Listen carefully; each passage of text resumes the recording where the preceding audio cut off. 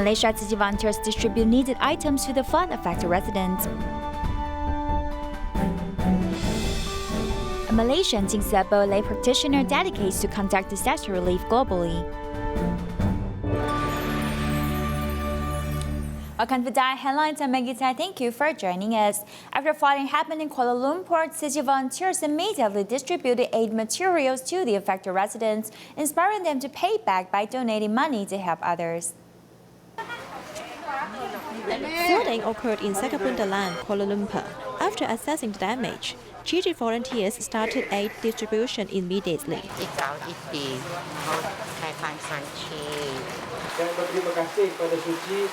Although Tzu Chi does not believe in Islam, they are the first and earliest organization to arrive at the affected area to help us. We need to be grateful to them. I'm very grateful for Tzu Chi's assistance. For the blanket I got today, I'll use it tonight because it is very cold. Nobody ever came to help us before. This is the first time we got assistance, together with a lot of supporting materials. I am very happy. Someone came to help them, relieving some of their burdens.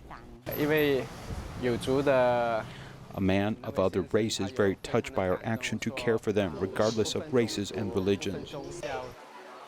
The on-site volunteers introduced a coin bank to the affected residents, who took out money to donate immediately. At the distribution site, volunteers adhere to the principles of carrying out relief work: directness, priority, respect, practicality, and timeless to help the affected people go through their difficulties. Chen Xiaomei from Pingtung fundraised for her grandson's cancer treatment by selling her artwork. Now that her grandson has passed, she hopes to keep his spirit alive by donating her artworks to charity and also encouraging others to register as donors.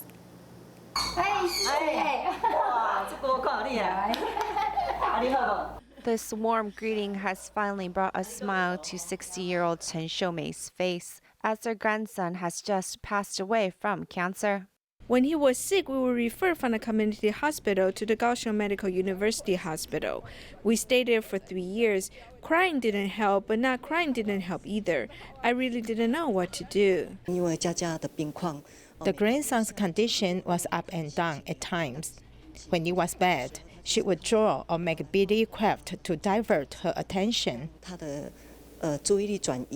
Her 11-year-old grandson had leukemia, and medical expenses for 7 days was as high as near $20,000.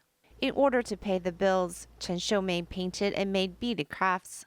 In moments of despair, Tzu Chi volunteers appeared. Today, if Sister Yang Mingxun and Brother Li Boxi weren't there for me each step of the way, I would honestly have a more difficult time. I think she is very brave. She has continued to uphold a positive attitude, and no matter what kind of the obstacle she faced, she is always looking for a solution.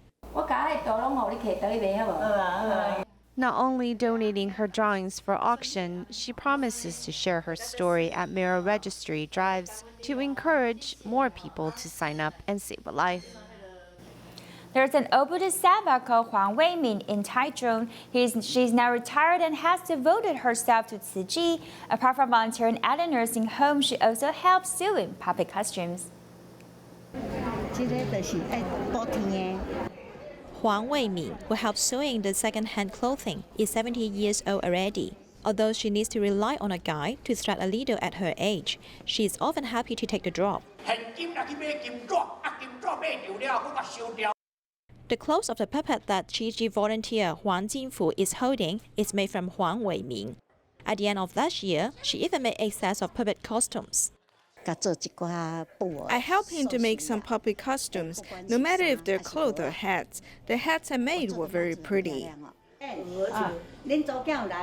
Huang Weimin is also a volunteer at a nursing home. She takes a train to the nursing home every Tuesday. She treats the residents here just like her family. I called her sister, mother, and auntie. She does everything seriously. She comes here to serve these old Buddhist Savas very well. Huang Weiming has been serving here for nearly 4 years. Although she is of similar age as the seniors here and also the old Buddhism, she dedicated her second life after retirement to serve the community. Time waits for no man. I'll still get old if I'm not staying here. I come out to entertain them and they also make me happy.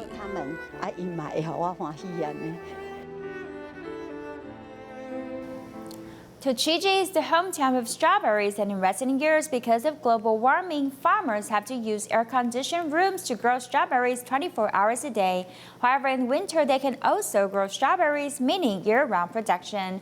Additionally, new varieties have also been developed.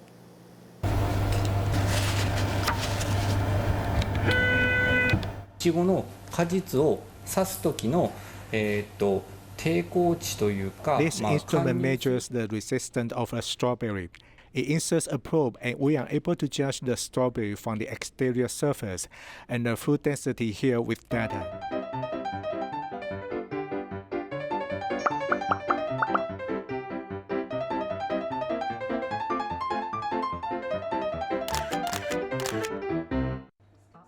This is the place in Japan which knows the most about domestic strawberries.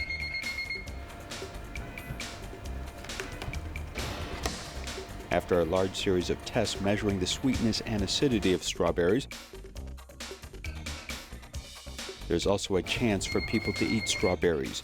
These lab workers record data about what they eat, on average consuming more than 4,000 strawberries a year, almost 80 times the 50 strawberries an average person eats a year. One strawberry is nearly the size of a palm, and this appearance is not the type of fruit that we generally expect. This is the Strawberry Research Center in Tzu Chi Prefecture. It is also the only strawberry research institute in Japan. Every time a new variety is developed, 10,000 strawberry bushes will be planted. The general growing season of strawberries in Taiwan is about 1 to 2 months in winter. But the research center has succeeded in making strawberries grow in all seasons, even white varieties. This year's production period is 6 times that of normal strawberries. The rest station in the prefecture also offers strawberries. The strawberries here come from particular farms that have detailed production history. Strawberries have 70 years of history in Tzu Chi, with annual output topping more than 25,000 tons a year. This is 15% of the country's total production, which is worth $262 million, tops in Japan for 22 consecutive years. This rest station, our seasonal strawberry turnover is $1.1 million. It's incredible that a small rest station can sell $1 million of strawberries. It is little wonder that this whole prefecture takes strawberry production very seriously. There are literally dozens of strawberry farms in the area. We will soon meet a third-generation strawberry farmer. I want to use the strawberry to communicate with all kinds of people. Just a simple strawberry can make people smile. I want to use this type of communication to spread my message to a wider audience around the world.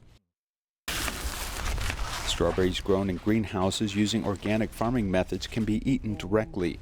There are a total of 8 strawberry types in this greenhouse, which is often a place for students to come for instruction outside of school. However, Tzu Chi Prefecture, which has a history of 70 years of strawberry planting, has also experienced the effects of climate warming in recent years. Now strawberries are more likely to become sick with disease. When the temperature is higher than 25 degrees, it is easier this disease to spread. Although most strawberries are grown in greenhouses, pests and diseases are becoming more and more serious due to weather conditions. Tzu Chi Prefecture is actively developing new varieties to meet this challenge. To grow strawberries in all seasons is one goal, with the next one is to strengthen the yield as well as greater resistance to pests and diseases. Because of global warming, it is more difficult to produce strawberries as we work hard to develop new varieties that can survive. With global warming and more extreme climate, the fate of the global food production system is unstable, and Asia and Japan are no exception. Hokkaido people also want to eat rice, so there is a section of farmers who have bucked the trend in research and production of rice. Professor Tanaka is 61 years old and has studied rice cultivation in Hokkaido for more than 35 years. Global warming has allowed Hokkaido, which wasn't a suitable place for growing rice, has become a major producer of Japan's rice production in recent years. Rice originally like high temperature. With global warming, good for rice production in Hokkaido. After discovering that the climate is getting warmer, Professor Tanaka is more active in improving rice cultivation. This rice is eaten by mice because it is so delicious. This is the original Hantan species of black rice. We mated these two kinds to produce Yume Prica. The emergence of a new variety takes about 7 or 8 years after mating, but we tested about 100 different varieties in the laboratory every year. This is the rice mill in Fukagawa City. Most farmers will send rice here. Such a bag is 1,020 kilograms of white rice. Here, they have already stored more than 3,000 bags. This public rice mill has all of the rice milling business in the city. More than 3,000 tons of white rice are here in front of us, which is the full harvest from Fukagawa City. But this warehouse is only half full, as it was originally a storage facility for war. There are more than 20,000 people in Fukagawa City, and this warehouse is a 3-day supply for 5,000 people. Each batch of rice entering the rice mill will be tested and analyzed. It only takes a few seconds before the results come out. Climate warming has made Hokkaido a place suitable for rice farming. They are also moving towards becoming a major supplier for Japan's rice. 50 years old Tzu Chi was diagnosed with acute myeloid leukemia but was later on cure from bone marrow transplantation. Her donor Ling Hongzhi, who is 48 years old, used to be a lymphoma patient. After recovering, Tzu Chi gives back by caring for other patients.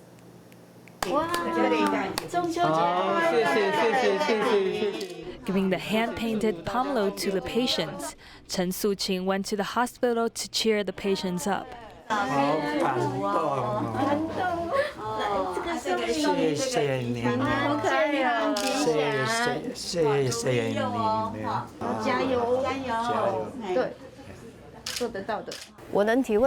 can understand their feelings as patients, since I used to be one of them. 50 years old Tzu Chi underwent bone marrow transplantation for her acute myeloid leukemia 7 years ago. I am very grateful to my donor, who donated peripheral blood stem cells to me, allowing me to reborn and see this beautiful world again. After recovery, Tzu Chi assisted in promoting blood testing for peripheral blood stem cell donation and visited the hospital with Tzu Chi bone marrow donation care team to care for the patient regularly. Bringing also the love from the donor, she goes with us to care for the new patients and encourage them with her own successful story, making them find hope in their life. The donor Ling Hongzhi, who is 48 years old, is the one brings her hope. His mother is a member of Tzu Chi. My mother asked me to do the blood test. Later on, when I was informed of the successful matching, since it was during holiday, I asked him to give me a week to make the decision. His wife just recovered from lymphoma at the time and encouraged him to make the donation. He told me that if his wife agreed, he would make the donation. Since his wife understands the pain and struggles as a patient, she wished her husband could help other patients as well. When my wife was ill, she has received a lot of blood from donors, and now I would like to reciprocate by giving back to those in need. Ling Hongzhi never brags about his donation, but seeing all of this was his destiny. 他本来是 A 型的血型，他换 O 型了，他现在是 O 型的血型。真的哈，可能他的个性会不能跟着我一样。Bone marrow transplantation connects two strangers. The recipient now has the same blood in her body, and the donor feels content for his donation. I want to thank the donor for saving my daughter's life. Thank you very much for your help. In the prime of his life, he learned to put others ahead of his own needs and given wholeheartedly to the betterment of others. He is among the first group lay practitioners of the Jing Si Abode to receive certification this year. His Taiwan name is Tzu Chi, and he is originally from Malaysia. Let's further hear his story.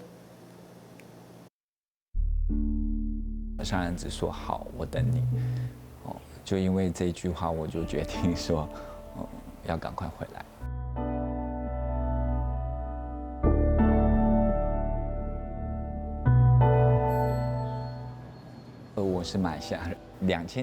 I'm originally from Malaysia and I moved to Singapore in 2000 to work and got to know Tzu Chi in 2002. Then the 2004 tsunami really affected me. You could say it was a turning point in my life. I felt life's impermanence and asked myself, what is it that I really want?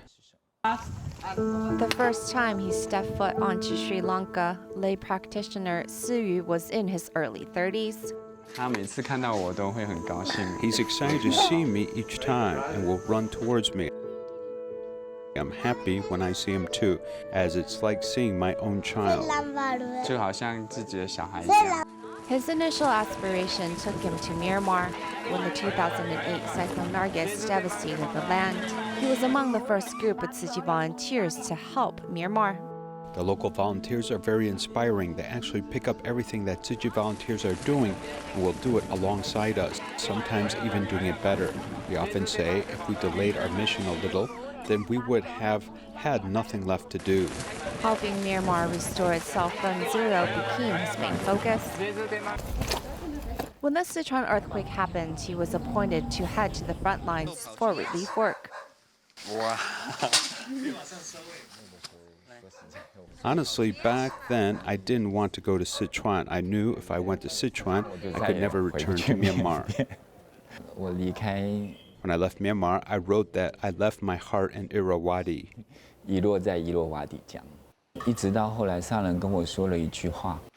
wasn't until the master said to me, there are disaster victims in Sichuan, just like there are in Myanmar. Why don't you seize the opportunity for giving when you can? It was the master's wisdom that motivated me to go willingly. And when I stepped in the disaster zone in Sichuan, I finally understood what the master meant.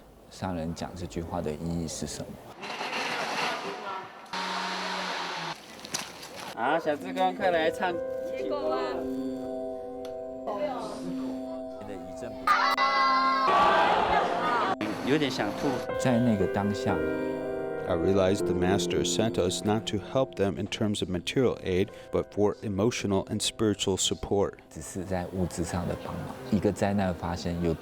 When a disaster happens, an outpouring of love reaches the victims, with many volunteers willing to come. However, how many of them have the determination to stay? The importance of Tzu Chi is that we plant love, which then inspires the locals to foster that love. I feel like seeds of compassion have been planted, and it's the kind of sowing that doesn't require reciprocation. It's like my world has been opened suddenly. Traveling through different countries in relief support, Tzu Chi never felt like a foreigner. 到每个地方有慈济人的地方，就是自己的家。到任何的地方，只要有慈济人的地方，那个地方就像家一样。 11 years later, his definition of home has not changed. Many times, value lies in what you have given as opposed to you specific as a person. Take us lay practitioner, for instance. We are not valued as an individual, but rather as a group. Master Zhengyan formed the Tzu Chi Foundation in the early days. With those 30 housewives, people are more likely to remember the spirit of 30 housewives than each member individually.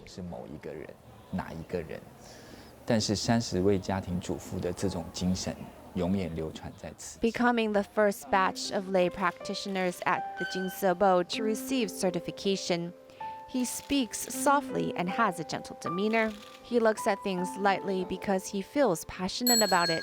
His intentions are pure and compassionate-filled. However, this is all normal for lay practitioners like him, as this is just the first step in this journey with no end. In Malaysia, senior Wu Far grandpa once worked in construction sites but lost his arm in a work injury. Since then, he has been living a hard life. Tzu Chi volunteers provided him with living subsidies. To give back, he does recycling and save money to help others. I used to work in a construction site. Since a piece of wood was broken, I fell down from 18 feet above. Fortunately, I'm still alive. Wu Far grandpa lost one of his arms in a work injury 34 years ago.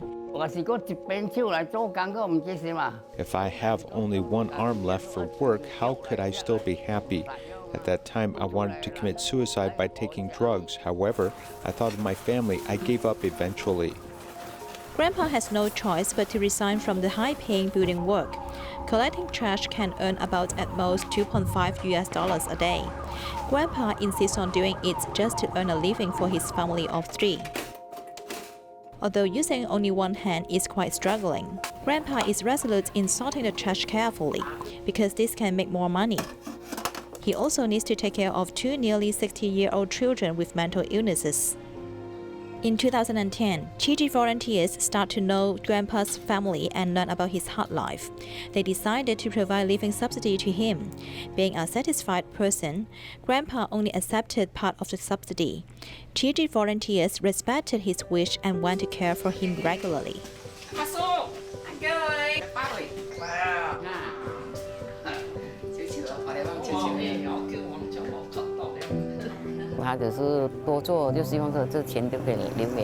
He wants to do more work, hoping to earn more money for his children. Since neither of them is sensible, Grandpa worries about their future very much. Nevertheless, he always smiles. Today we saw his kids begin to help his father. It seems that the situation has improved.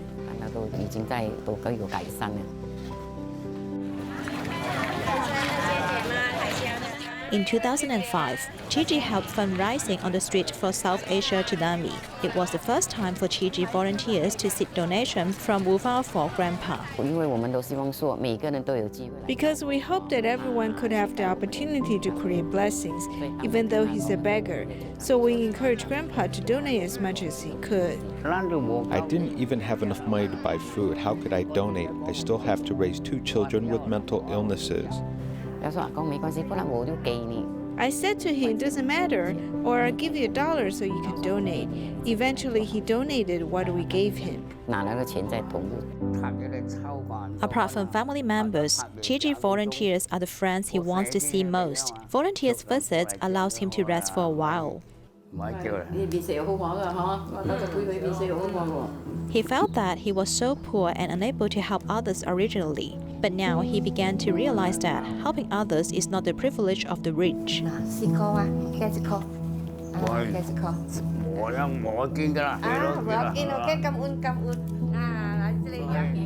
Grandpa can only donate $1 every month, which is already the reward for recycling 50 kilograms of paper. Since I can still work, I can donate as much as I can to help others.